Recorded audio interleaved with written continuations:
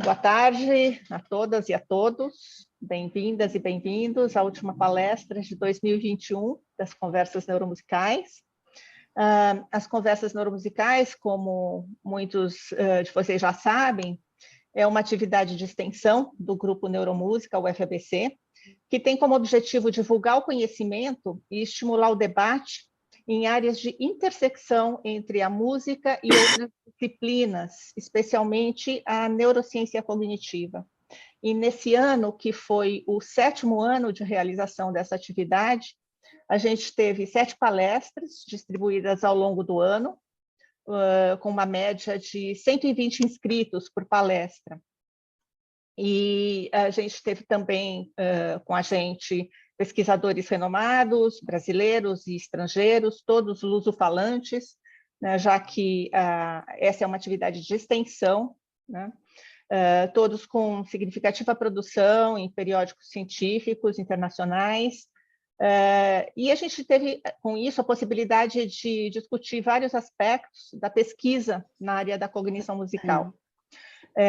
Falamos sobre os efeitos da experiência musical na capacidade de reconhecer emoções, sobre os efeitos da escuta musical na memória visoespacial, sobre a comunicação de emoções na fala e no canto, sobre o papel da música na percepção de bem-estar em tempos de pandemia, e sobre aspectos eletrofisiológicos e neuroanatômicos do ouvido absoluto, e aspectos comportamentais e neurais da percepção rítmica em baterias de escola de samba. E hoje, nessa palestra que encerra esse ano, a gente tem o prazer de estar aqui com a Letícia Dias de Lima, que vai falar sobre ritmo musical, sua natureza multinivelada e particularidades de seu processamento perceptivo. Então, Letícia, bem-vinda, é um prazer estar aqui com você. Letícia é musicista, com bacharelado em piano popular, é mestra em música, em cognição musical pela Unesp e atualmente está realizando doutorado em educação pela Universidade Federal de Mato Grosso do Sul. A Letícia integra o grupo de pesquisa CogMus, Processos Analíticos, Criativos e Cognição Musical, em que pesquisa aspectos de percepção e cognição musical, ritmo e treinamento auditivo. E atualmente está preparando um livro teórico-didático sobre o ritmo musical, que será lançado em breve. Então, Letícia, eu vou passar a palavra a você, e, como sempre, peço aos ouvintes, aqui aos que estão com a gente nesse momento, que mantenham os microfones, por favor, desligados ao longo da fala da Letícia, mas fiquem à vontade para interagir com a Letícia assim que ela finalizar a apresentação, ok? Obrigada, Letícia. Obrigada, Patrícia. Está me ouvindo bem, né? Uhum. Legal. Obrigada pelo convite, em primeiro lugar. Eu estou muito feliz, muito honrada de participar das Conversas Neuromusicais, que é um projeto muito bacana, que eu já acompanho. E, então, é um prazer enorme estar aqui compartilhando a minha pesquisa com vocês. Bom, deixa eu só organizar meu roteirinho aqui. Bom, a Patrícia já me apresentou, então, só para contextualizar mesmo o lugar dessa pesquisa, né? Ela é fruto, na verdade, da minha pesquisa de mestrado, que eu concluí em 2018, sob orientação do Marcos Mesquita, né? O Marcos Mesquita é professor lá no Instituto de Artes da Unesp, foi meu orientador nessa pesquisa e é um dos líderes do CogMus, que é o nosso grupo de pesquisa. A gente tem uma página no Facebook, tá, do grupo, já divulgo aqui para vocês procurarem, a gente divulga lá as nossas atividades, nossas apresentações, defesas de dissertações e teses e outros eventos.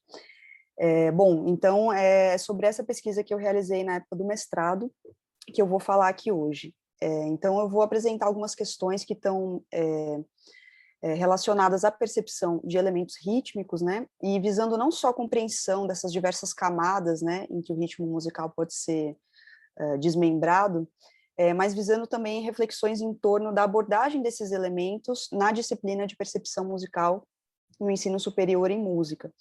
Então, eu já estou caminhando para uma vertente mais, assim, da educação musical realmente, nesse momento, no meu doutorado em educação também. Então, eu dividi essa apresentação em duas partes. A primeira delas, deixa eu só mudar o slide aqui, deixa eu ver, aqui. A primeira delas é, de fato, sobre a percepção rítmica, né? Que deve ocupar aí 60%, 70% do nosso tempo hoje. E eu finalizo com uma segunda sessão, uma segunda parte falando sobre a abordagem desses elementos rítmicos dentro da disciplina de percepção musical. Então, vamos lá, começando do começo. Algumas questões, elas nortearam essa pesquisa de mestrado em um primeiro momento, e guiaram, vamos dizer, o rumo da pesquisa, né? Então, começando com esse pensamento do que é ritmo, né? Definições de ritmo, a gente sempre associa com tempo, com movimento, mas como é que essas relações acontecem na música, realmente, né? Como é que o ritmo ele é organizado, que elementos fazem parte da sua estrutura, como é que ele se manifesta na música, e aí como é que ele é percebido por nós, ouvintes, né? Então, de que forma a nossa mente processa o ritmo musical? Esse é o principal questionamento que norteou a pesquisa. E aí, para buscar respostas para essa pergunta, eu trago nessa primeira parte, então, algumas perspectivas a respeito, principalmente da pulsação, de estruturas métricas e de estruturas rítmicas. Então, começando pela pulsação, né? Uma das primeiras manifestações de ritmo, né, que a gente pode observar no comportamento humano é essa capacidade de sincronizar movimentos com a música. Isso no nosso dia a dia, sem pesquisa científica, a gente consegue observar, né? Então, a criança pequena que já bate palmas no ritmo da música, por exemplo, é um bom exemplo, bem simples, né? Dessa nossa habilidade de responder fisicamente à percepção de pulsações. Essa é uma habilidade que pode ser avaliada, e é avaliada, né, em laboratório, em muitas pesquisas, e também pode ser avaliada em uma aula, né, uma sala de aula de música, através de ações muito simples, né, como bater palma, bater os pés, bater a mão na mesa, a regência, que é uma atividade comum na disciplina de percepção também, dançar, enfim, a gente tem muitas formas de manifestar a nossa percepção da pulsação. Né, e das habilidades envolvidas nos aspectos temporais da escuta musical, essa percepção da pulsação talvez seja a mais fundamental delas, né? E existem, digamos assim, origens biológicas nessa percepção, né? Na verdade, a gente está... existe uma conexão com movimentos cadenciais, a gente pode dizer, no sentido de que são movimentos que se repetem em intervalos regulares, né? Isso a gente já tem na nossa vida desde sempre, né? O bebezinho recém-nascido, quando está sendo amamentado, né? O movimento de sucção, a nossa ingestão e mastigação de alimentos, a forma como a gente caminha. Então, a gente já é exposto a pulsações regulares desde sempre, né? Desde o útero, na verdade. E, além disso, a gente sabe também que todas as culturas possuem padrões, né? Com estruturas temporais repetitivas, né? Que facilitam essa sincronização, né, de danças, de palmas, de tocar instrumentos, de caminhar, de cantar. E essas atividades sociais, elas implicam em propensões universais a coordenar movimentos no tempo. Então, nesse sentido, a sincronização com pulsações regulares, ela está presente na nossa vida desde muito cedo e é uma atividade que a gente mantém ao longo da vida, né? E existe essa perspectiva a respeito da sincronização, que os autores chamam de entrainment, né, que foi bastante importante para a pesquisa, né, que é a seguinte, é a perspectiva que nos diz que a sincronização, na verdade, de qualquer aspecto da nossa atividade, né, com eventos regularmente recorrentes no ambiente, né, ela ocorre por causa de uma certa sincronização, digamos assim, entre a nossa atividade cerebral e os eventos do ambiente, né? Então, alguns autores afirmam que a nossa atividade cerebral, ela é inerentemente rítmica, né? E que aí a nossa afinidade com o ritmo musical existe porque o nosso cérebro sincroniza com os ritmos do ambiente. É como se a gente dissesse que o nosso ritmo interno, né, ele se adapta aos ritmos da música, né? Isso poderia explicar o que alguns autores afirmam, né, que para muitas pessoas essa sincronização muitas vezes é uma parte mais natural, digamos assim, da experiência musical e que não requer grandes esforços, né? Eu cito aqui no cantinho do slide um experimento de 2016 em que os pesquisadores estudaram respostas neurais a frequências de pulsações em bebês, né, de 7 a 15 meses, constatando, então, que eles já são sensíveis a essa percepção de pulsações, né? Eles comentam também, complementando os resultados deles, né, o fato de que os músicos, eles demonstram vantagens, né, em tarefas que envolvem a percepção e a produção de pulsações também. Isso mostra que o treino musical afeta essas atividades, né? Isso é uma observação importante para a nossa segunda parte aqui da apresentação também. E aí uma questão bastante importante da percepção de pulsação é a gente encarar as pulsações como pontos que ocorrem no tempo, né? Então, na verdade, o espaço entre um ponto e outro ponto é que seria o que os autores chamam de time span, né? Que seria um intervalo de tempo. Esses intervalos de tempo têm duração, mas as pulsações não têm duração. Então, a gente não necessariamente ouve literalmente as pulsações, mas a gente experiencia, né? A gente infere as pulsações a partir dos estímulos musicais por meio dos nossos processamentos mentais, né?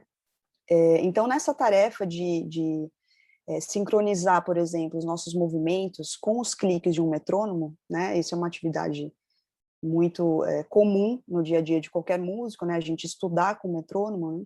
Então, nesse tipo de atividade, a gente tende a prever com bastante precisão o tempo das pulsações subsequentes, né? Então, nesse sentido, a percepção de pulsações, ela é um processo preditivo.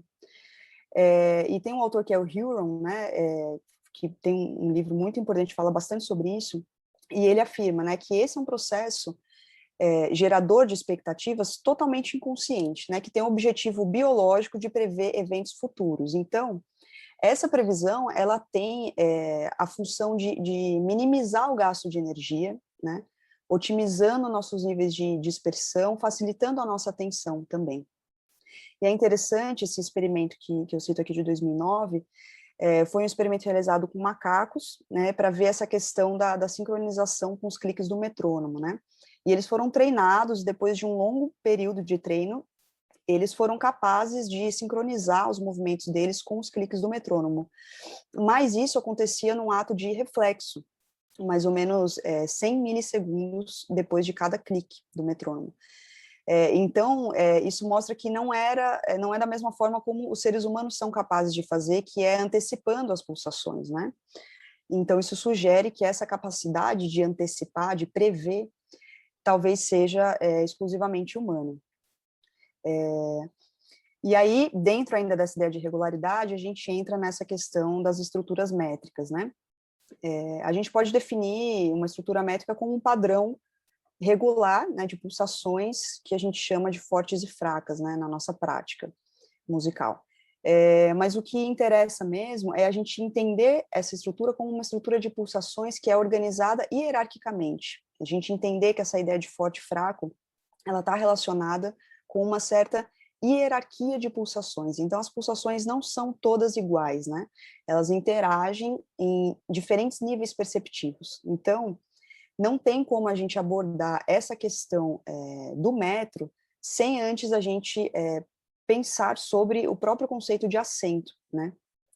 Então, uma perspectiva que eu acho que é bastante satisfatória é a gente entender o acento como um conceito relacional, né? Só existe acento se houver não acento, né? Então, acento, na verdade, ele é uma força relativa de um evento sonoro quando você compara esse evento sonoro com os seus eventos adjacentes. Então,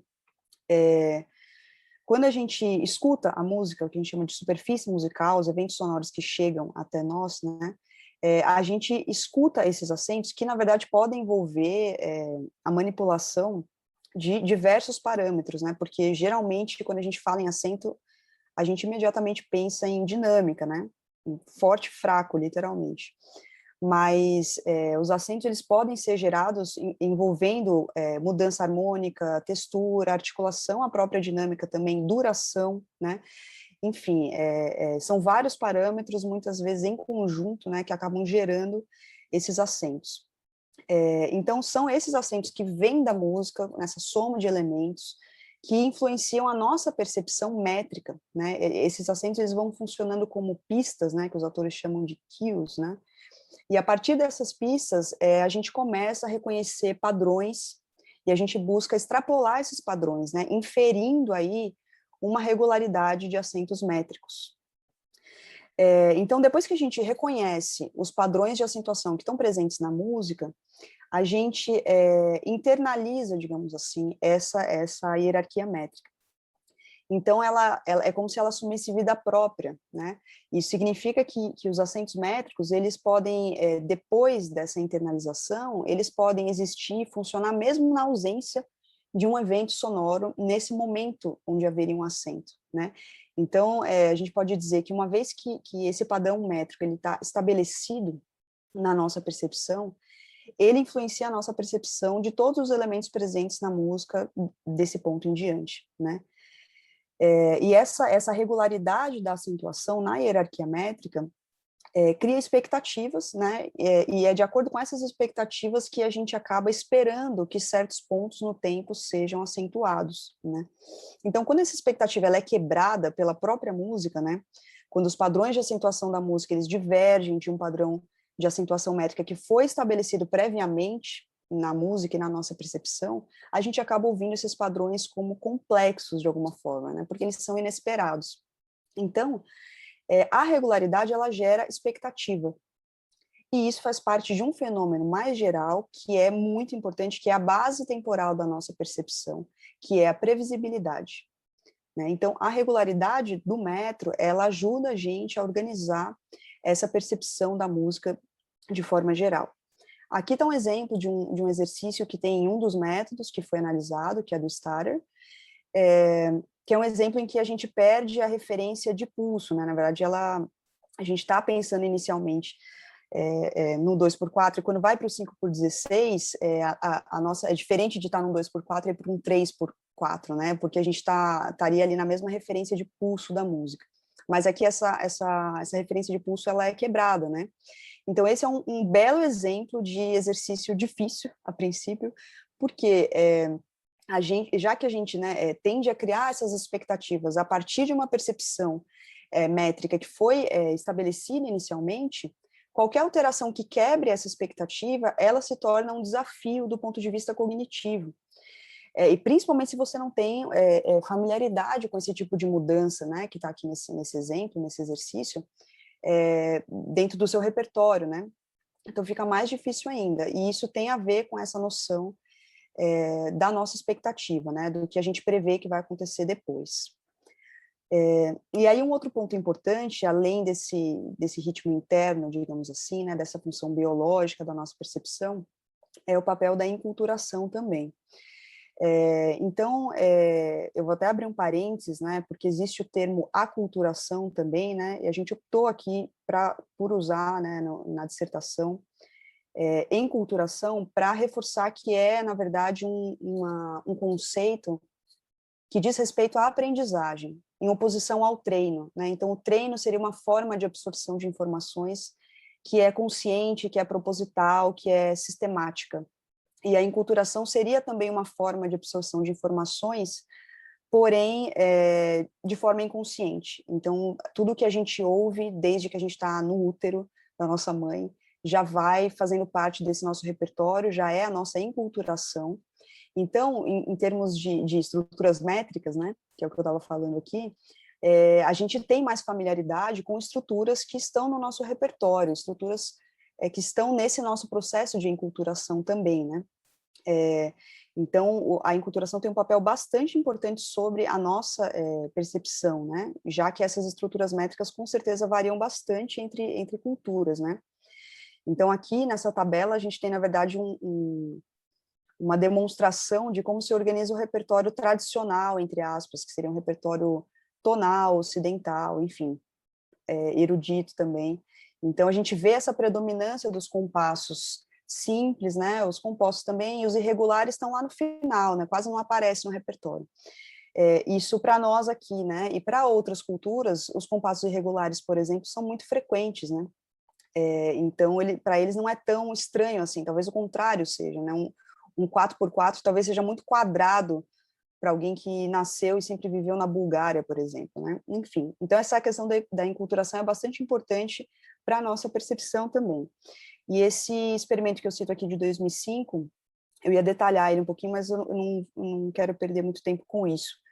Eles, na verdade, o que eles fizeram? Eles queriam testar essa hipótese de que, na verdade, a gente tem uma predisposição a absorver diversos, infinitos tipos de estruturas métricas, mas que, com o passar do tempo, com a enculturação, a gente vai ficando mais propenso a entender melhor, absorver melhor, enfim, até gostar mais de certas estruturas às quais a gente foi exposto mais vezes, né?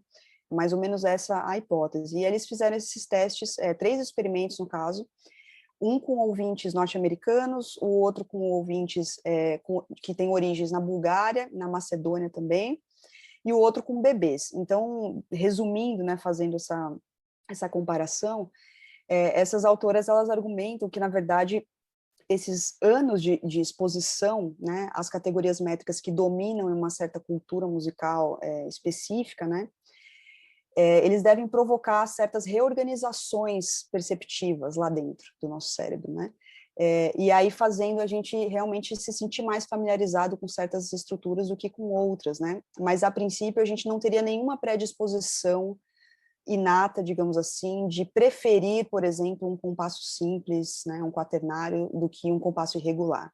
Não haveria essa predisposição. Então, é interessante a gente enxergar as estruturas métricas, essa noção de pano de fundo, para mim, é bastante didática, assim, me ajuda a compreender.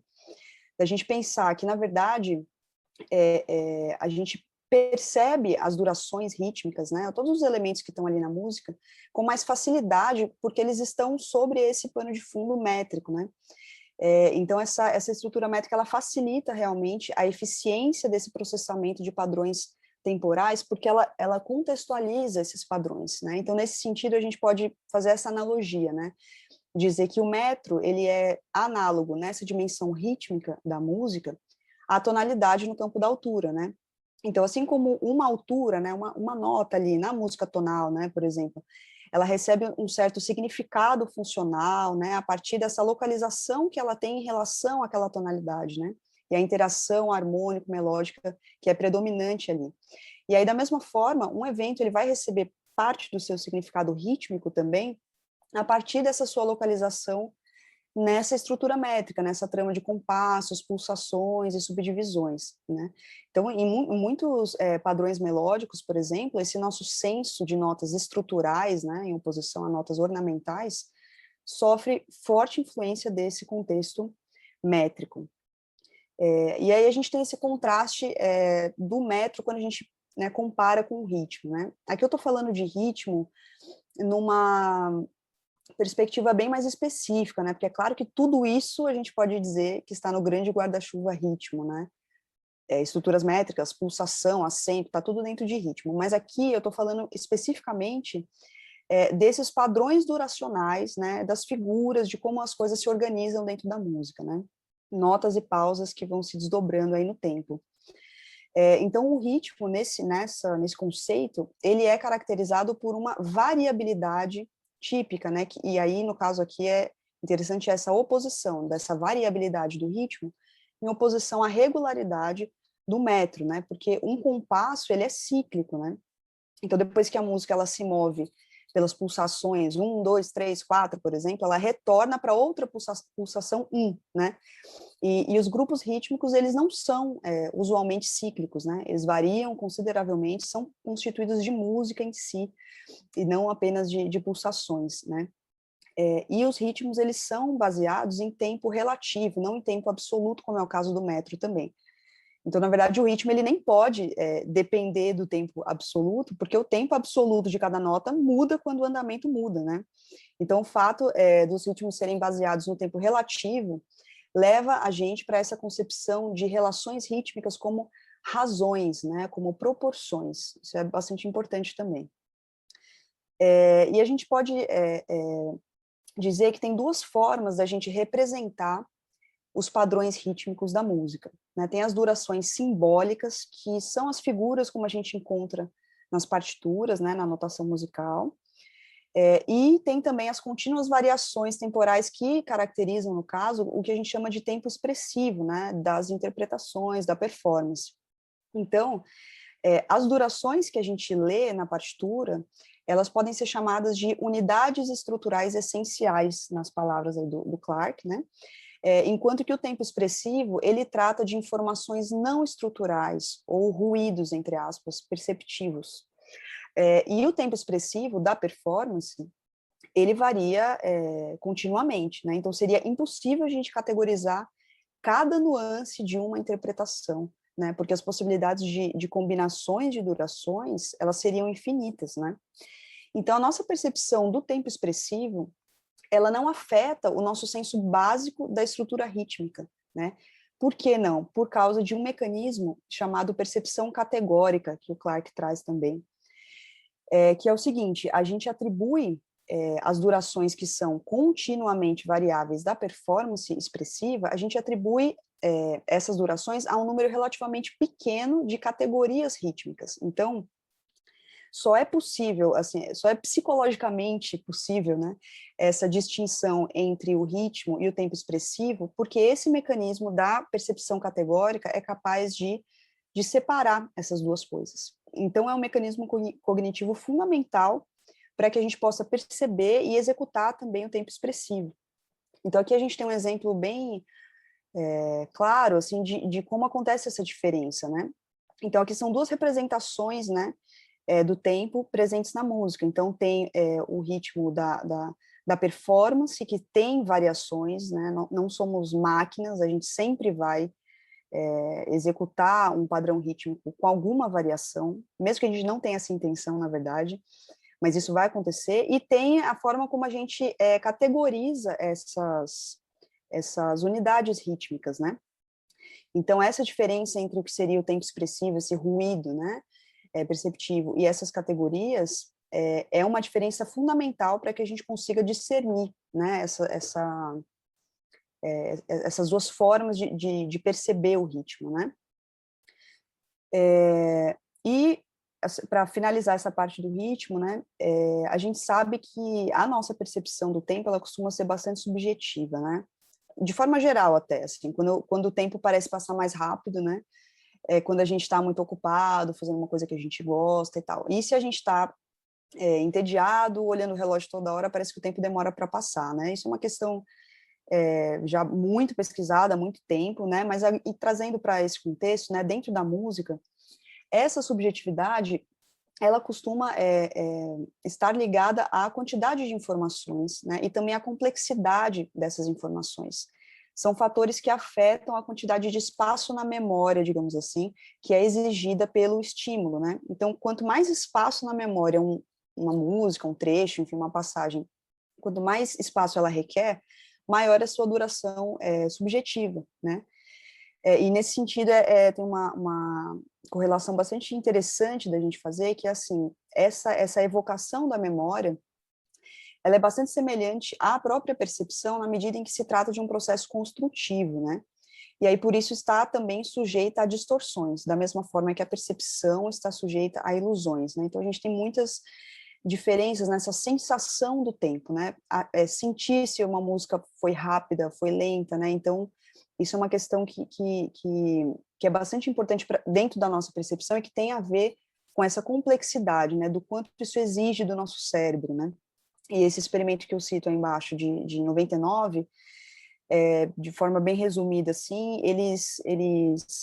os participantes, eles tinham que ouvir e depois reproduzir certos ritmos baseados em razões simples ou complexas, né? Eles chamam de simples aqui as razões inteiras, né? Que seria de 2-1, por exemplo, que é comum na música ocidental, e as complexas seriam razões não inteiras, digamos assim, o que a gente pode encontrar nesses padrões de música do leste europeu, por exemplo, né? De polirritmia, 3/2, enfim. E aí eles avaliaram que esses ritmos mais complexos, eles de fato aumentaram a carga da memória, né? E aí concluíram que, na verdade, o cérebro, de fato, ele precisa trabalhar mais quando ele ouve uma peça que é ritmicamente complexa, tá? Então, finalizando realmente essa sessão, eu trago esses dois, né, reforço esses dois pontos aqui. A previsibilidade, como eu falei, né, que é a base temporal da nossa percepção, né, então a gente tende a buscar regularidade nos estímulos que nos são apresentados, né, porque aí dessa forma eles vão ser previsíveis, né, e isso economiza a nossa energia. Então, se uma sequência, um trecho, uma música, né, puder ser codificada de uma maneira regular, os recursos, né, de processamento que vão ser necessários, eles são reduzidos, né, isso facilita o processamento dessa sequência. Então, dessa forma, a gente pode dizer que o sistema perceptivo, ele explora essa predisposição, né, procurando ativamente por regularidades temporais em todos os tipos de sequências, tá? E, de forma geral, a nossa mente, ela busca sempre recursos que ajudem a reduzir a quantidade de informações que precisam ser reconhecidas, armazenadas, recuperadas pela nossa memória. Então, se a quantidade de informações ela é reduzida, sobra mais energia para mais informações ainda, para mais atividades, tá? Bom, então agora a gente vai para o segundo momento da apresentação, com essas questões que eu apresentei em mente, né, e pensando como é que isso é abordado quando a gente vai, de fato, aprender ritmo, né, na disciplina de percepção musical. Então, o que eu vou mostrar para vocês são os principais resultados da análise dos métodos de rítmica que foram os objetos dessa pesquisa de mestrado, tá? Bom, a gente selecionou 4 métodos de rítmica, tá? Que são usados nos cursos de graduação em música da USP, da Unesp e da Unicamp. E o nosso critério de seleção foi a escolha de métodos em comum, né, nessas bibliografias dessas disciplinas, né, de percepção musical e de rítmica, das 3 universidades. Então, claro que essas bibliografias são bem extensas, né, então a gente optou por 4 métodos para poder restringir essa quantidade de materiais, né, para poder abordar, enfim, detalhar melhor essa análise, né, com um pouco mais de consistência.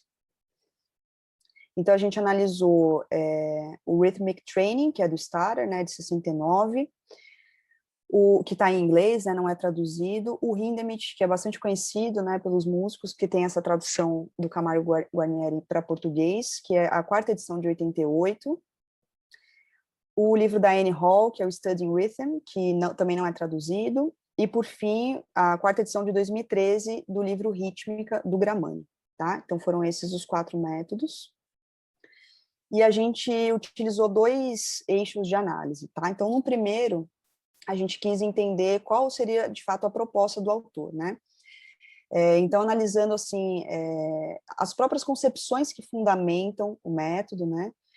Vendo as próprias formulações do autor, né? Que são feitas no prefácio, nos enunciados dos exercícios, observações ao longo do livro, enfim. E aí a gente organizou essas informações em algumas categorias básicas, assim, com o propósito de guiar a nossa linha de pensamento.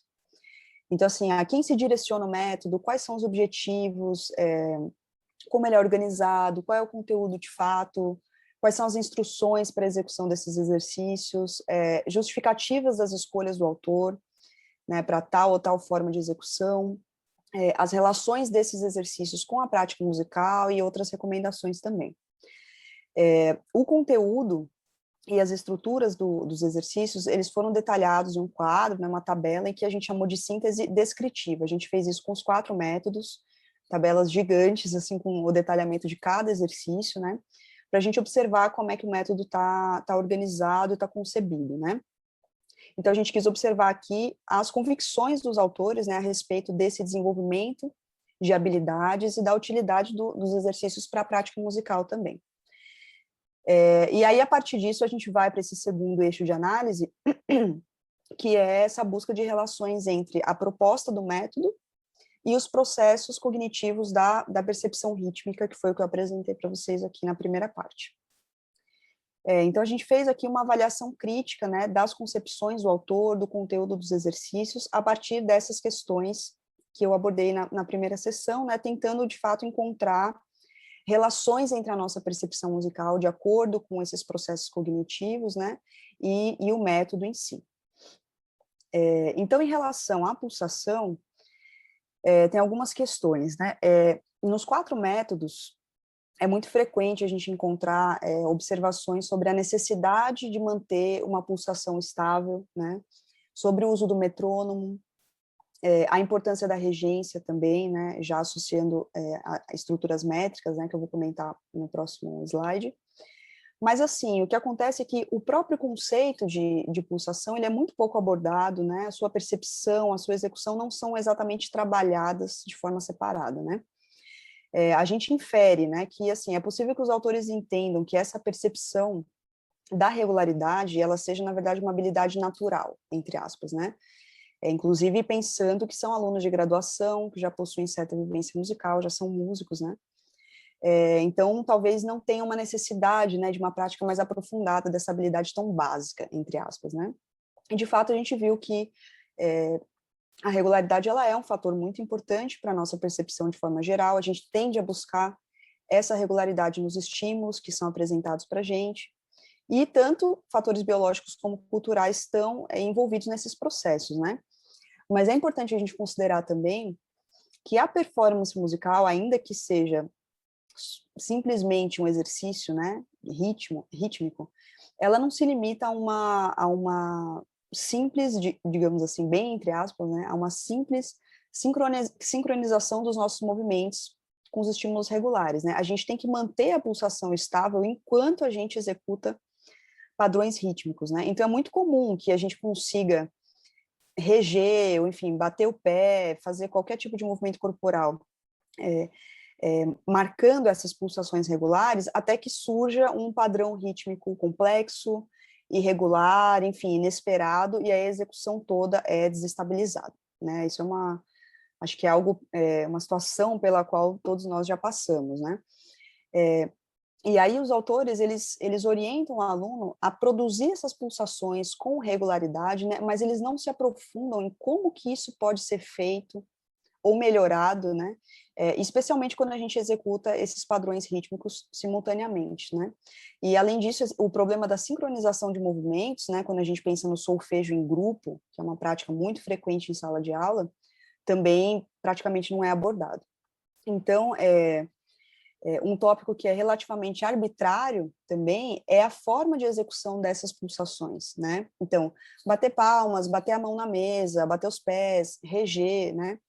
Então, assim, os autores, eles entram em acordo, né, quando se trata de fazer de todas essas formas, né, nenhuma delas deve se tornar um hábito exclusivo, etc., mas eles não dão importância às justificativas dessas escolhas. Então, por que esse exercício eu vou fazer regendo? Por que aquele exercício eu vou fazer batendo o pé, né? Isso não fica claro. E a produção de pulsações por meio dos movimentos corporais, ela é realmente uma constante nos métodos, né? Mas do ponto de vista musical, a gente precisa concordar que é muito diferente você ouvir as pulsações, né, que a gente chama de batidas mesmo, você ouvir a sua mão batendo na mesa, ali no pulso da música, ou você apenas sentir essas pulsações, né, inferir a partir do estímulo, né, quando você faz a regência, por exemplo, que você não está ouvindo a pulsação, né, você está sentindo no seu corpo, teoricamente. Então, do ponto de vista cognitivo, a gente precisa lembrar que, assim, são os próprios estímulos musicais, a própria música, que, na verdade, nos leva a inferir essas pulsações, né? Como eu falei, a gente experiencia, infere essas pulsações a partir da música. E essa é uma perspectiva inversa, né, que não é trazida pelos métodos. Eles apresentam os padrões rítmicos para a leitura já subordinados a uma estrutura de pulsações que é pré-estabelecida. Então, esse processo perceptivo inverso, ele poderia, né, talvez ser aprimorado por meio de uma escuta do repertório, uma escuta mais analítica, né, estaria aí, no caso, no papel do professor, né, para pensar que elementos musicais estão se destacando, como que a gente escuta, os acentos, né, o que leva a gente a perceber as pulsações de uma forma ou de outra forma. Então, isso realmente não está presente. E quando a gente compara os métodos, essa questão da estrutura métrica é encarada também de uma forma muito parecida. Não tem nenhum comentário assim a respeito da própria percepção métrica, a forma como a gente infere essa estrutura métrica a partir dos elementos da própria música, e mesmo essa noção de expectativa que é gerada por esses processos, né? O próprio conceito de metro, a sua estrutura hierárquica, eles não são exatamente apresentados, né? A gente infere que fica subentendido que o aluno já tem esse conhecimento, já tem essa percepção. Mas, na verdade, em termos de estrutura métrica, A única coisa que os métodos trazem é, assim, uma introdução às fórmulas de compasso, né? Então, estamos falando de notação musical, e é basicamente isso. Uma preocupação que surge em alguns momentos é a concepção e a execução dos acentos métricos, né? Isso realmente é discutido em alguma medida pelos autores, mas, de qualquer forma, fica uma questão muito artificial. Essa questão do acento é bastante problemática, principalmente porque os exercícios, eles são descontextualizados, né? Então, assim, é a própria música que traz para a gente os padrões de acentos que a gente acaba interpretando como uma determinada estrutura métrica, né? A música estabelece essa estrutura, ela reforça, às vezes redefine essa estrutura, né? Mas como não existe essa contextualização auditiva, acaba ficando também, a gente supõe, né, para o professor esse papel de assumir essa função, né, de promover uma escuta real do repertório que tem a ver com aquele contexto daquele exercício, incluindo mais parâmetros, né, aos exercícios propostos, né, que, lembrando, quando a gente fala de acento, não é só questão de força, né, a gente não está falando só da dinâmica, mas de vários elementos, vários parâmetros simultâneos, né, e aí isso fica ausente também nesses métodos, né, então, compreender essa hierarquia métrica auditivamente, em primeiro lugar, poderia, com certeza, tornar essa acentuação métrica um procedimento menos artificial, né? Eu acho que todo mundo que já fez um curso de música, já participou de uma aula de percepção, sabe que acontece bastante aquela acentuação, assim, muito, muito artificial, só por causa do que é tempo forte e do que é tempo fraco. Então, você faz aquela leitura tá, tá, tá, tá, tá, tá, tá, tá, fica aquele tempo forçadamente forte, né? Ficou redundante isso, mas enfim. E sem muita justificativa, a gente não entende de onde vem isso, por que que esse tempo é forte, como é que isso se dá na música realmente, né? Então, são questões que acabam ficando meio de lado, né, nos métodos. Então, dando uma resumida nessas lacunas, né, que a gente encontrou. Essa questão da expressividade, por exemplo, que é muito importante para a performance, ela não é discutida, né? No Gramani de certa forma, a gente pode ver na própria estrutura, né, dos exercícios que eles levam realmente o aluno a solucionar algumas questões de acentuação, de agrupamento de uma forma mais intuitiva, mais musical. Mas a expressividade, ela está ligada a questões muito mais amplas, né, do que a notação musical, indicações de andamento, de dinâmica, de articulação, né. E cada estilo musical também exige estratégias interpretativas diferentes, né. Na música popular, por exemplo, essa questão rítmica, ela é idiomática mesmo, né? A própria articulação, por exemplo, das figuras no jazz e no choro, se você for comparar, elas diferem consideravelmente, né? Então, quem está tocando precisa sempre se preocupar em transmitir esse sotaque, digamos assim, que é típico de cada estilo, né? Então, essa questão idiomática também é muito importante e também não é considerada. E a questão organológica também, porque dependendo do exercício, se for para um violoncelo, para uma trompa, para um piano, vai trazer dificuldades diferentes, né? E essas questões não são discutidas em nenhum dos métodos, né? Na verdade, eles parecem se preocupar, se focar mais no que o Clarke chama de unidades estruturais essenciais, né? Então, aquelas informações não estruturais do tempo expressivo, que eu comentei lá atrás, elas são praticamente ignoradas. Então, essa falta de aprofundamentos, até mesmo teóricos, né, da discussão de conceitos, da contextualização musical que a gente encontra nos métodos, faz a gente concluir que eles funcionam, na verdade, como complementos, né, como materiais para um treinamento auditivo, né, de fato você tem ali um vocabulário imenso, né, se você estudar o Starrer do começo ao fim, seu vocabulário rítmico vai expandir bastante, né, mas assim, meio que para por aí, né? Se essa for a verdadeira função, né, de sintetizar esses materiais para solfejo, para ditado também, os métodos, eles realmente cumprem o objetivo a que eles se propõem, né? Mas mesmo que eles cumpram esse objetivo, a gente se pergunta, né, será que o desenvolvimento da percepção musical, de forma geral, né, e da percepção rítmica, principalmente, será que ele não fica muito limitado, né, se ele estiver restrito a essa execução dos exercícios, da forma como eles são apresentados, né? Então, na verdade, eu concluo agora a apresentação mais com perguntas do que com respostas, né? Então, a gente fica pensando em que medida, por exemplo, a nossa percepção musical, né, a nossa aprendizagem, nossa memória, são afetados pela prática do solfejo e do ditado, que são carros-chefe, né, da disciplina. Como é que a nossa mente relaciona esses aspectos da notação musical aos aspectos perceptivos, de fato?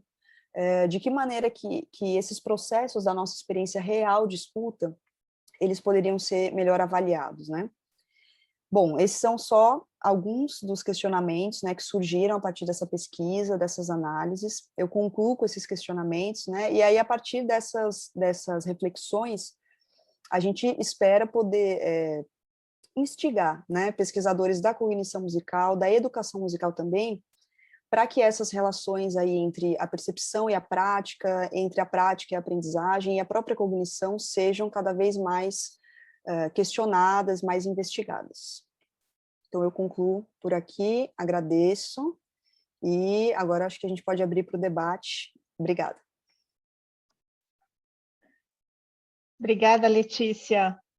Queria te parabenizar, em primeiro lugar, pela apresentação, pela clareza na colocação desses conceitos todos envolvidos, né, na noção de ritmo, que são conceitos fundamentais, né, dentro da área de cognição musical, de educação musical, da prática musical, e muitas vezes facilmente confundidos, né? Então, queria, verdade, assim, te parabenizar pela clareza com que você consegue expor todos esses conceitos envolvidos no ritmo.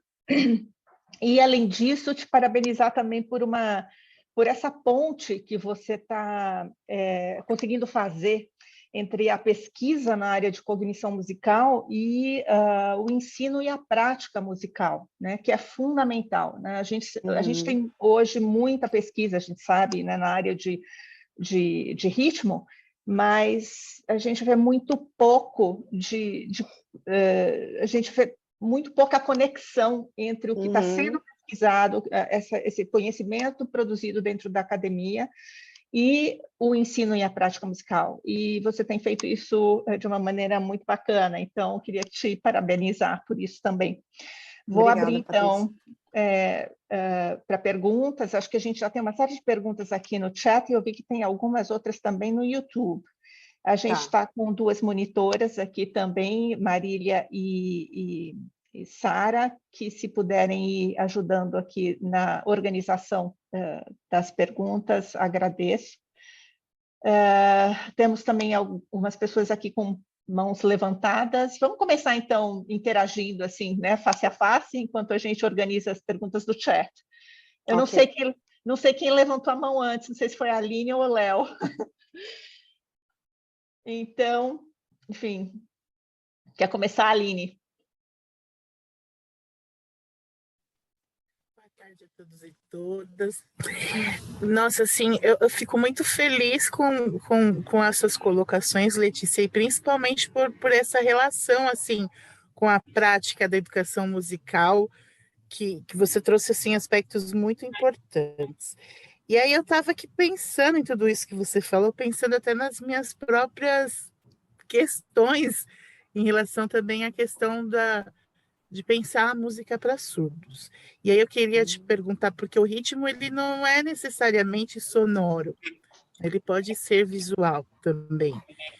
Queria te perguntar se você já teve alguma experiência em relação, conhece algo sobre música para surdos, essa relação de música e surdez. E o ritmo, porque para o surdo vai ter que ser percebido de uma outra forma, né? A percepção é de uma outra forma. Queria saber se você conhece alguma coisa a respeito. Obrigada, Aline, pela pergunta. Tudo que eu falar sobre isso aqui vai ser pura elucubração, porque eu não conheço oficialmente nenhum material a respeito disso, tá? Eu lembro, quando eu estava no mestrado lá na Unesp, que eu tinha duas colegas que estavam pesquisando isso, uma na iniciação científica e outra acho que estava no mestrado, não necessariamente em relação ao ritmo, né, mas essa relação da música com a surdez, né, mas assim, foi só um contato muito breve que eu tive. Eu acho que essa questão, no caso do ritmo, com a percepção, eu imagino, como estou te dizendo, tudo é elucubração minha. Eu imagino que seja uma questão que talvez a cognição incorporada possa responder com mais consistência, talvez, porque é justamente a área da cognição que leva para essa questão corporal, né? E realmente, a gente sabe na nossa vivência, na nossa prática, que a gente sente a música no nosso corpo, independentemente do próprio som, né? Então, se você quiser procurar alguma coisa nesse sentido, que é embodied, né, em inglês, embodied cognition, que seria a cognição incorporada, eu acredito que nessa área talvez tenha alguma coisa mais próxima do que você deseja pesquisar. Mas eu realmente não saberia te responder com mais precisão do que isso. Mas obrigada pela pergunta.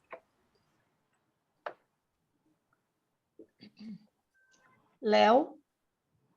Boa tarde, Letícia, prazer. Léo Borne, aqui pertinho, estou em Mato Grosso, pertinho nas distâncias continentais brasileiras, né? Sim.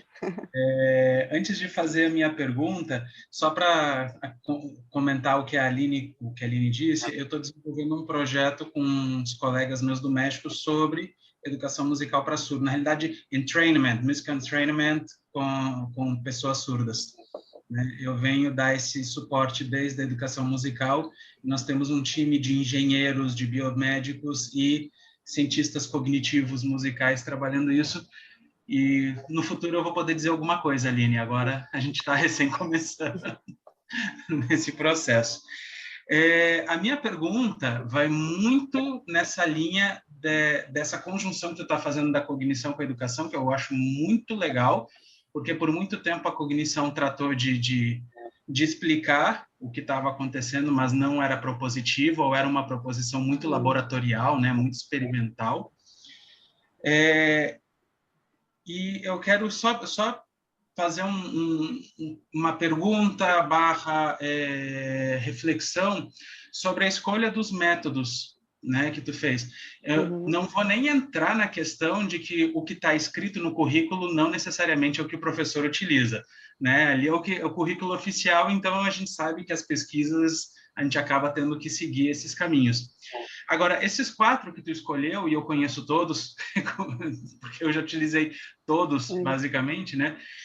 O único que é o mais diferente é o Gramani, né? Porque o Gramani ele parte da perspectiva do som para a notação. Como é que soa, como é que tu faz para depois tu notar. Os outros partem da notação para o som. Mas não é nem essa a minha pergunta. A minha questão é, tu fez uma análise muito bacana com base nos preceitos atualizados da cognição, especialmente que a cognição depois dos 2000, né, precisa ter tudo que é antes dos 2000 a gente tem que olhar com um olhar mais crítico por conta das neuroimagens, mas todos os materiais são de antes dos 2000. Aí eu fico pensando, a gente olhar com uma lente nova, como é o que a cognição está dando, materiais que na época não eram pensados com essa lente, acaba gerando um pouquinho de desvio do propósito do próprio material, né? E eu não estou botando a culpa nem no material, porque o material foi escrito porque ele se propunha na época, né?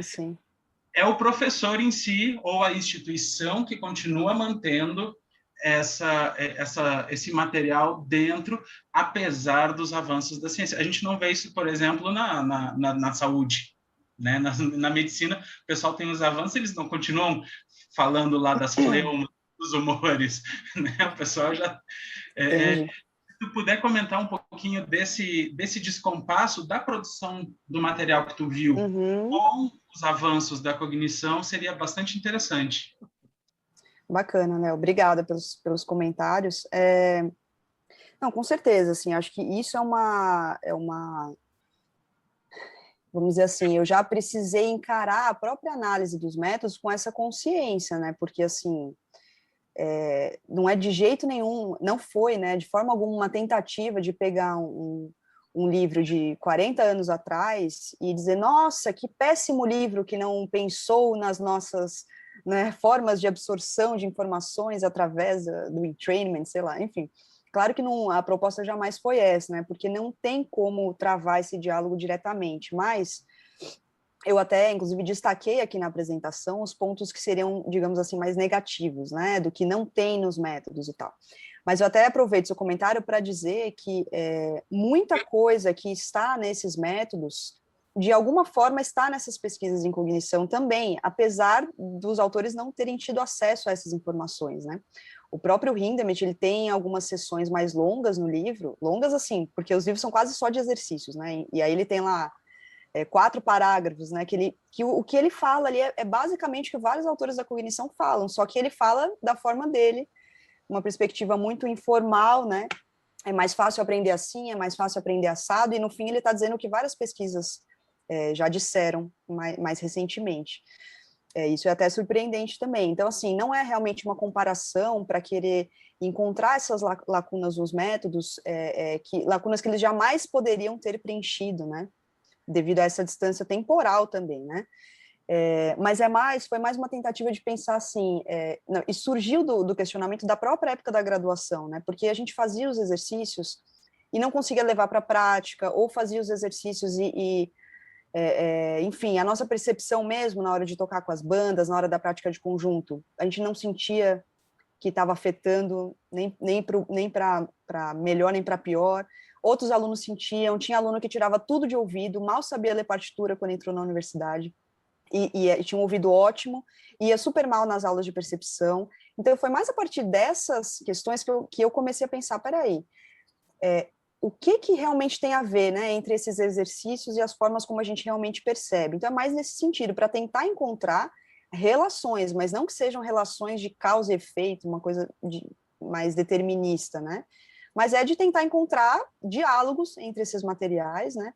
E justamente para apontar possibilidades novas a partir disso, né? Então, assim, não é assim, vamos jogar esses livros no lixo, eles não valem nada, vamos criar uma nova aula de percepção rítmica, de forma alguma, mas pensar o que existe ali que a gente pode aproveitar nesse viés da cognição, como que um professor, sabendo dessas coisas da cognição, pode aproveitar melhor esse material que já está nos métodos, entende? Então, acho que foi mais nessa linha, assim, mas realmente esse gap aí, né, entre os métodos e essas pesquisas, ele é, como seria a palavra, intransponível, não sei, mas realmente não é essa a tentativa. Só um pequeno adendo que eu acho muito interessante é como o professor pode aproveitar isso, né? Isso é muito importante. E sendo professor de percepção e sendo professor de toda essa parte da linguagem musical, coisa que eu adoro, eu vejo que o maior desafio não é nem necessariamente tu escolher o material X, Y ou Z, é tu gostar de dar aula e tu ir se atualizando, né? A maioria do pessoal de percepção, de contraponto, etc., tá ali porque não tinha trabalho, que não tem uma formação, vou fazer uma graduação para ser professor né? Tu vai ter um para regência, tu vai ter um para canto, para os instrumentos, para composição, mas geralmente essas matérias que são gerais tu não tem uma formação para isso e acaba gerando profissionais que, ok, preciso de trabalho, estou ali, mas eles acabam só reproduzindo o que está escrito sem refletir nos avanços, né? Como é importante fazer isso que tu está falando.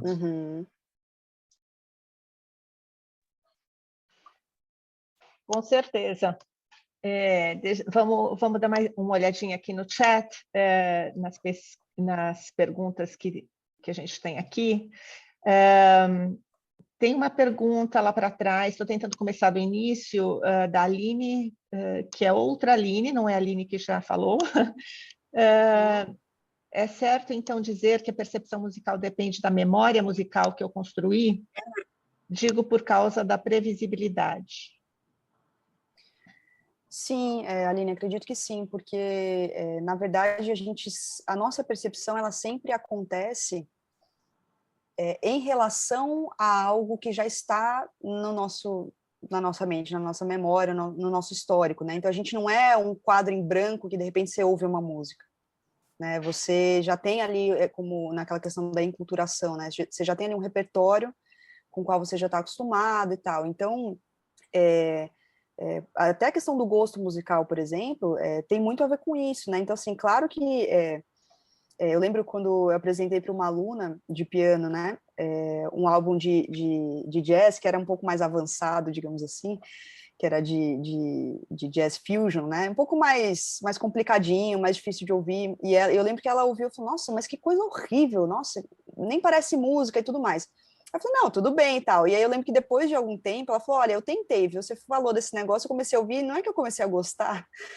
Então, assim, é só um exemplo simples, assim, mas de como a gente vai modificando a nossa própria percepção através dessa memória. E essa memória, no caso dessa aluna, era de alguns meses. Ela estava ali mergulhando naquele repertório porque ela quis fazer isso. E aí ela foi, vamos dizer assim, se acostumando realmente, né? Então, eu tenho na minha experiência pessoal também vários exemplos de músicas que eu achava estranhas no começo e passei a gostar, músicas que eu gostava muito, eu não gosto muito mais hoje.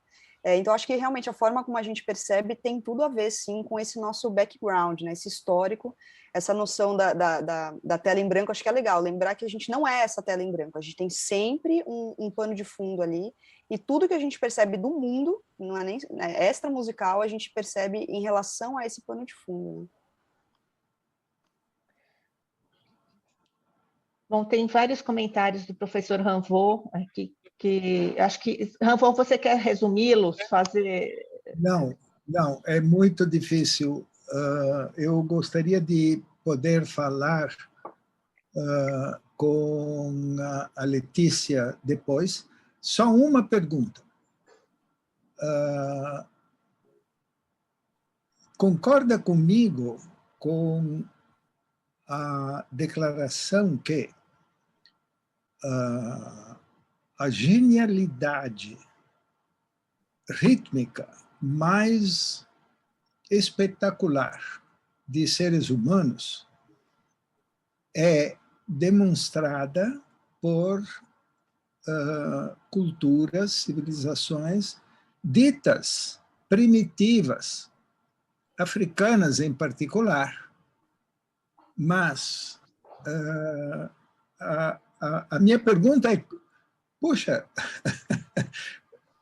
de onde vem essa genialidade toda, né? Essa complexidade com ritmos de assim, extremamente complexos, extremamente difíceis. Olha, professor, eu acho que eu agradeço seu comentário, sua pergunta. E eu acho que, assim, a nossa percepção, aproveitando o gancho da pergunta anterior, né, de que esses ritmos são complexos e difíceis, é a nossa percepção ocidental, tradicional, né? Então, acho que a gente já começa dessa perspectiva, né? Será que para aquela pessoa que está ali executando um padrão rítmico, que para nós é muito complexo, difícil, até mesmo genial, será que para ela não é simplesmente o trivial, né? O que ela faz no dia a dia, o que ela já tem ali dentro da cultura dela, né? Então, essa é uma primeira pergunta que eu me faço, né? Porque eu imagino que a gente acaba interpretando mesmo certos padrões musicais, certas tradições, assim, a partir desse nosso ponto de vista. Então, eu acho que para nós ocidentais, realmente, a gente tem muitas coisas muito interessantes, muito complexas, e que a gente pode até mesmo chamar de geniais, fora desse nosso ambiente tradicional, né, principalmente da música erudita, né, do período da prática comum, pelo menos.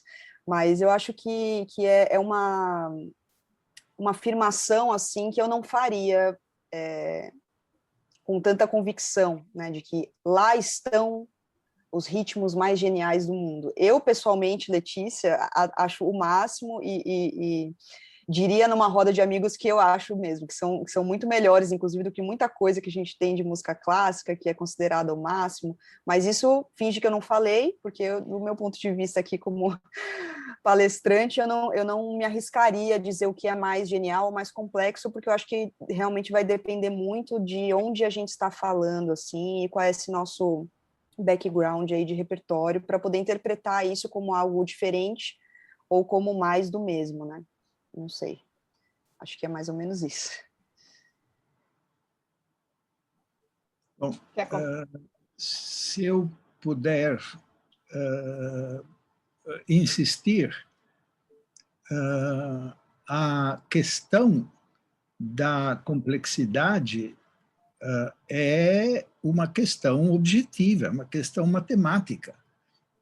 deriva de todas as coisas que você muito, muito, muito interessantemente descreveu, e com as quais eu concordo, e estou falando de agrupamentos muito, muito longos, né, com 18, 19 batidas antes de uma repetição, mas não quero debater essa questão cultural que você levanta, que é absolutamente justificada, né? Mas queria te perguntar, dodecafonia, ou seja, joga para o ar a questão né, da importância de tonal, dominante, subdominante, etc., né? Aquela noção clássica, né? De tonalidade, que é a base da música clássica ocidental. Eu não sei, tem a mesma coisa de dodecaritmia em alguma cultura? Em alguma coisa? Ótima pergunta, professor. Eu acho que, assim, não sei se é exatamente com um título que carregue tantos significados, tanta história, né, quanto o dodecafonismo, né? Não saberia te dizer nesse momento. Mas, assim, existem, de fato, estruturas rítmicas, polirrítmicas, polimétricas, amétricas, tem muita coisa dentro do ritmo que realmente sai do que, como você comparou com música tonal, né? Sai do que seria o ritmo que a gente conhece, né? E isso tanto na música que a gente chama de erudita, né, já mais contemporânea, quanto até em músicas anteriores, né, da Idade Média, existem músicas amétricas. Dentro da música popular, que é o que eu conheço um pouco melhor, tem, principalmente como você mencionou, né, a questão da música africana, de várias origens diferentes, da música indiana, as talas, com aqueles ciclos gigantes que o nosso cérebro ocidental não dá conta de acompanhar.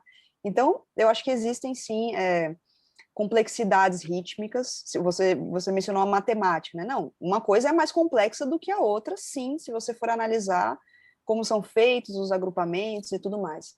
Eu concordo. O que eu fico, assim, um pouco receosa de bater o martelo, assim, no sentido de complexidade, como se isso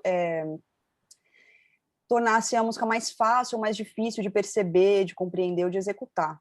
Né? Talvez na matemática a gente entenda uma certa estrutura rítmica como mais complexa do que outra, mas talvez para um músico da Bulgária seja mais complexo ele executar uma bossa nova do que uma música típica dele em um compasso irregular, por exemplo. Então, eu fico com um pouco de receio nessa questão do que, na verdade, o que é complexo? Você está chamando de complexo o quê? O que é difícil de fazer? Né? Enfim, então é mais aí que fica a minha dúvida, mas, enfim, eu acho que complexidade rítmica não falta, a gente só falta, na verdade, explorar um pouco melhor esses territórios aí.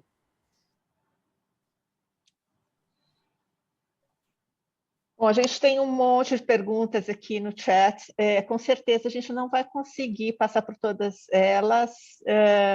Letícia, você quer selecionar alguma para você Deixa eu ver responder? aqui.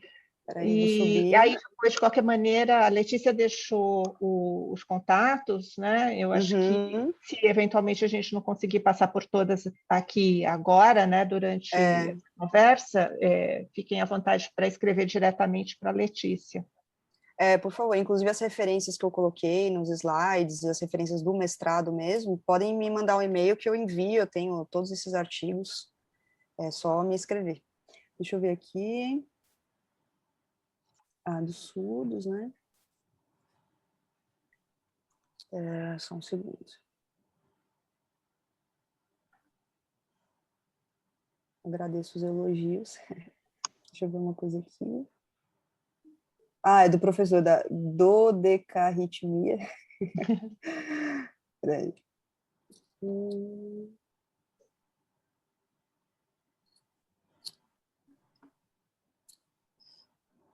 Deixa eu ver essa aqui do Peter, eu acho. Os livros didáticos mencionados, e isso deve ser um viés na literatura didática sobre música, tem forte viés para a execução, imagino, ou seja, da interpretação de partitura, enquanto muitas questões levantadas em termos de lacunas na didática têm a ver com a escuta. Eu não sei se eu compreendi exatamente a pergunta, mas, assim, realmente, esses livros, é por isso que até são chamados de manuais, né, de rítmica, eles trazem esse material, esse vocabulário, assim, como se fosse para você ser alfabetizado ritmicamente no que você necessita ali para o repertório, né? E essas lacunas têm realmente muito a ver com didática, com escuta. Agora, eu coloco essa crítica em relação aos próprios métodos, porque quando você compara, por exemplo, com outras disciplinas, com outros métodos, outros parâmetros da própria música, você tem materiais, mesmo em formas de livro mesmo, nem pensando na parte do professor, né, muito mais completos, muito mais complexos, com muito mais discussão teórica e tal. Então, quando você pensa em harmonia, por exemplo, não faltam livros falando tudo de harmonia, concepções históricas, como que você aplica aquilo, mesmo dentro da música popular, livros de harmonia funcional, arranjos. Então, se pensa em harmonia, você tem muito material ali que poderia ser analisado, como eu analisei esses de rítmica. E quando você fala de ritmo, você tem os manuais. Você tem ali aquele livro que o autor fala, né? Esse é o meu livro de rítmica, execute assim, assim, assim, até ficar bem rápido. Acabou, o autor não fala mais nada. E é só exercício o livro inteiro. E é ótimo, como eu falei, não é para descartar esse material. Mas esse tipo de material o que existe de ritmo dentro do curso de música é que eu estou criticando, porque nessa comparação com a harmonia, por exemplo, fica esse vazio, né? Porque a harmonia está em várias disciplinas, tem disciplinas exclusivas para harmonia, e o ritmo tem universidades que nem têm a disciplina rítmica.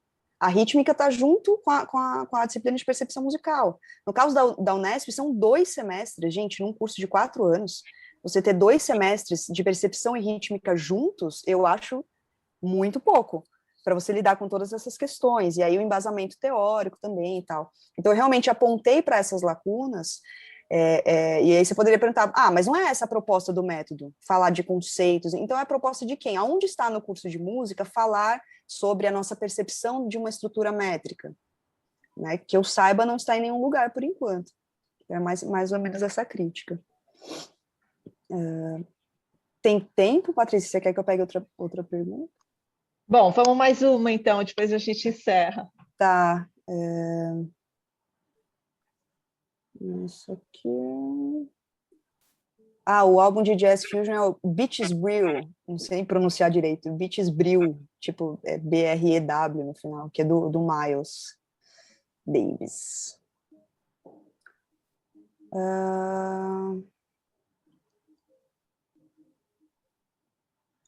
Deixa eu voltar aqui. Essa parte de... gostaria de saber se o Francisco. Gostaria de saber sua experiência nos estudos da estimulação da percepção musical durante a gestação para o desenvolvimento da cognição da criança. Eu não tenho nenhum conhecimento oficial sobre isso. Já li alguns artigos sobre, mas mais na época que eu estava começando a me inteirar a respeito da cognição musical.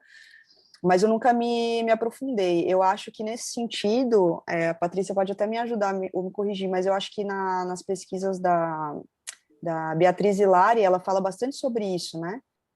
E talvez Francisco possa buscar os materiais dela, né, da Beatriz Hilari. Eu lembro que acho que o primeiro artigo que eu li que falava sobre isso foi inclusive no livro que é Em Busca da Mente Musical, né? Foi o primeiro livro que eu peguei na mão, assim, sobre cognição, que é uma coletânea de artigos, e foi lá que eu li o primeiro artigo nesse sentido, que é dela, né? Então, acho que, né, pode ajudar. Eu acho que é uma ótima referência, Beatriz Hilari, e essas pesquisas nessa linha de desenvolvimento musical, né, na área, tem vários pesquisadores que dedicaram a vida, né, nessa área. Uma delas é a Sandra Trehub, que acho que também seria uma referência interessante de se buscar. Uhum. Ela deu até a conferência, né, no último Sincan. Isso. Com certeza. Aqui no Brasil também, só complementando, a Caroline Carenhato, né, da Federal do Amazonas, da Estadual do Amazonas, e a falecida Esther Bayer, mas a Esther já trabalhava um pouquinho assim, já com 1 ano, 2 anos, já, bebês que já tinham nascido. Obrigada, Léo. Bom, gente, vamos ter que encerrar por aqui. Infelizmente, a gente já passou um tantinho aí do nosso tempo regulamentar, mas foi ótima conversa, Letícia. Brigadíssima pela sua participação. Acho que a gente encerrou o ano aí de uma forma bem bacana, aí falando sobre ritmo com a Letícia. E, enfim, agradeço a participação de todos e de todas aqui na conversa de hoje e estaremos por aqui novamente, se tudo, né, der certo, no ano que vem. Obrigada, Letícia, obrigada a todos e a todas. Obrigada, Patrícia. Obrigada pelo convite, novamente. Obrigada a todos pela presença, pelas perguntas. E eu fico aí à disposição, tá? Meu e-mail leticiadiaspiano@gmail.com, podem entrar em contato. Obrigada, Patrícia, pela oportunidade. Imagina, grande prazer, Letícia. Tchau, tchau. Tchau, tchau.